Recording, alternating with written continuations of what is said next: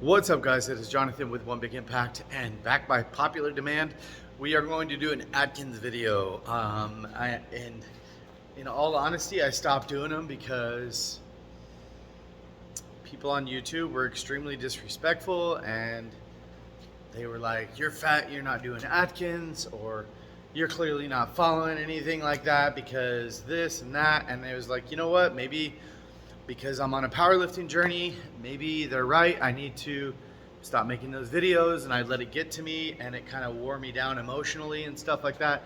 And it wasn't just one comment or two comments, it was tons of comments. And I'm only human. So I stopped making them because I just felt like I didn't want to deal with that constant negativity through my channel. So I started making other videos and stuff like that. And I try to make videos based on exactly what I'm doing at the time. But then after people were asking, hey, you know, what's going on with Atkins and stuff like this? Can you make more Atkins videos? Then I realized, well, I own a gym, and almost every single one of my clients that I ever bring in here, what do I put them on? Atkins, or maybe not Atkins, but low carb, or I reduce their carbohydrates, or I have them start eating other stuff and then slowly start incorporating other foods back in, which is the way of life for Atkins.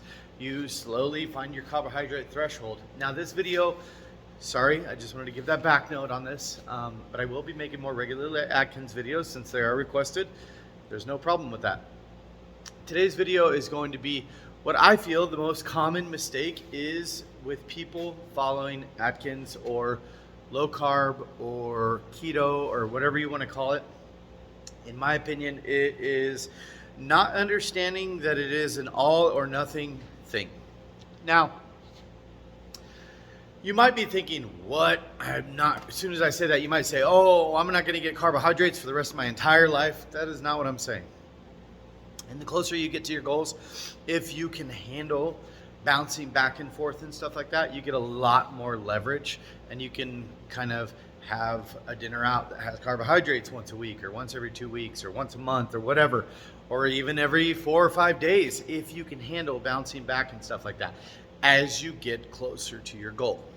Now, in the beginning, I would say for the first, if you got like 50 pounds or more to lose, if you're trying to lose a significant amount of weight, I would say 3 months, no cheating, nothing, absolutely nothing. Not one, people don't realize it's like, it is the most overly obvious thing to me when I have you in two things. I have you in a caloric deficit, and I also have you eating no carbohydrates. If somebody comes in on a regular basis and they go, well, you know, I'm not losing weight or whatever, and they pretend to be following the fucking diet, you're full of shit. Like, it just doesn't work like that. Like, life doesn't work like that. If you stop fucking eating, you start getting smaller. There's just no way around it. I don't really give a fuck what people say. People can bullshit me left and right, but maybe you're drinking a Dutch Bros, or you're having a cookie every couple days, or it's not like you're sitting there fucking gorging yourself. But you got to remember, when you're not eating carbs, you have to transform to going into ketosis. It takes about 3 or 4 days. And then if you eat one cookie, boom, you shoot right back to where you started with not being in ketosis. So you're not burning fat as fuel. Like, then it takes another 3 days. So the biggest common mistake is people not understanding that it's not a fucking game. It's like either you're all in or you're not all in. You would be better off to not follow Atkins, to not follow keto, to not follow a low carb diet or way of eating or way of life than you would be to follow it and then eat a cookie every 4 days.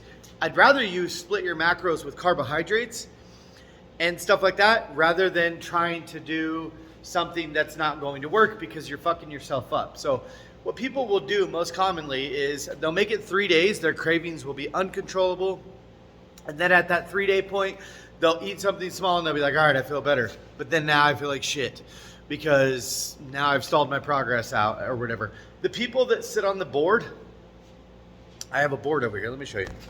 Let me show you. I'm gonna take you over here to the gym board. This board right here, I'm not gonna zoom in or anything or show you people's results because that's rude and I just don't want to be a jerk. But there are people on that board, that's monthly results, that don't move. Their weight does not move. It's like 1 pound up, 1 pound down, 1 pound up, 1 pound down, 1 pound up, 1 pound down. Those are the people that are fucking around. This is just, I don't give a fuck. Like, this is what it is. The people that are continuously going down are the ones that aren't eating the cookie every 3 days, or they're not stopping at Dutch Bros, or they're not going to Circle K for a coffee, or they're not eating a protein bar that they think is healthy. If I give you a page of food, by the way, I do have meal plans for sale, 8 weeks for $80, which I've never changed the price. You're kind of stupid not to follow it, to be honest, because there's nobody that's going to give you, hey, this is going to be, if you follow an 8-week plan, say you got a little 50 pounds to lose, you'll lose 35 pounds. Like, I don't give a fuck. Like, that's just the way it is. Like, if you got less pounds to lose, maybe you'll lose 15 or 20. But it is not hard to just do it and stay on track. Adherence is by far the biggest problem that people have. But that's not with anything. That's not with Atkins. That's with anything. Anything. I will say, so the moral of the story is the biggest problem is staying on track and not eating outside of the plan. If you eat outside of the plan, and it's usually not going to be that you're overeating broccoli or anything like that. When you eat outside of the plan, it's going to be something, carbohydrates, some ice cream, some cookies. It could be a coffee or a donut or a cinnamon roll or something like that. If you did that 3 days in, and then you were on track 3 days, by the end of the week, you started out exactly where you were at the beginning of the week. And then you do that again next week, and you've gotten nowhere. And you do it again next week, and you've gotten nowhere. And you do it again next week, and you've gotten nowhere. And that's the biggest problem. More importantly, lying to yourself, lying to your coach, lying to people that you're around. Like, I've been doing this a long ass time. And I know that if you are on track for a consistent period of time without doing anything outside the plan, you drop weight. Like, it's not rocket science. It fucking works. So follow the plan. If you guys need help, ask. If there's something that you want to know about Atkins or low carb or keto, if you want to know more about macros, or you want to know about nutrition timing, or if you want to know about caloric intake or anything like that, please feel free to ask. My question to you is, what is the hardest thing for you to follow on this plan? Put it in the comments section below. Go join us on Facebook. Our group is called Healthy Living for a Healthy Life.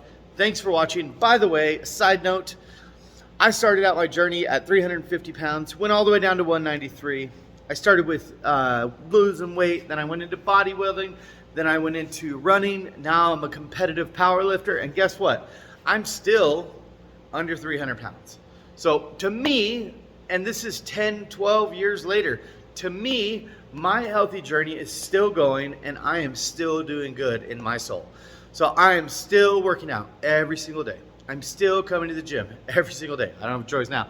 But like, literally, if you have become to where you're not doing low carb, or you're not, following an exercise routine that you were, as long as you're still working out and you're still trying to eat mindfully, and you're still trying to drink water, and you're still trying to do things that are good for positive health and mental well-being and everything like that, stop beating yourself up, dude. Like, it is a problem. Like, I'm like, well, I'm a phony because I'm not doing Atkins and stuff like that. Well, I've done lots of research, and all my own personal research with myself, I can get through any exercise in here. The one thing I can't seem to get through is powerlifting without eating carbohydrates. And I've tried. My deadlift was 600 pounds, maybe 500, and it felt like excruciatingly difficult. So my diet, my carbohydrates, my fast-acting sugars play a huge role. But I've got through bodybuilding. I did running. I ran marathons. I did weight loss.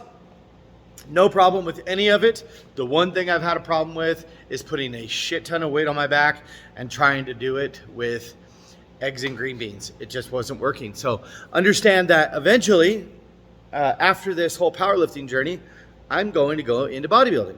Not like competitively or anything like that, but that's kind of like my thing. My whole thing would be like, I'm going to go from here, and then I'm going to, if I get strong enough, I'll go to like strongman, get more functional, get my cardiovascular up, my heart rate being able to get exacerbated and everything like that. Maybe my deadlift can get big enough. And then after that, I think I'm going to go to bodybuilding for the rest of my life. And the reason I say that is because I want to feel good. I want to feel lean. I want to feel all those things as I get older. I want to be able to be 60 years old, 70 years old and say, you know what, I'm going to run a 5K, or I'm going to bench a couple plates, or I'm going to deadlift some, or something like that. So ultimately, it is for the long term and independence. Keep your fucking health right and never, ever, ever get fucking weak. Thanks for watching. Please subscribe. And like I said, go join us on Facebook. Our group is called Healthy Living for a Healthy Life. Thanks for watching.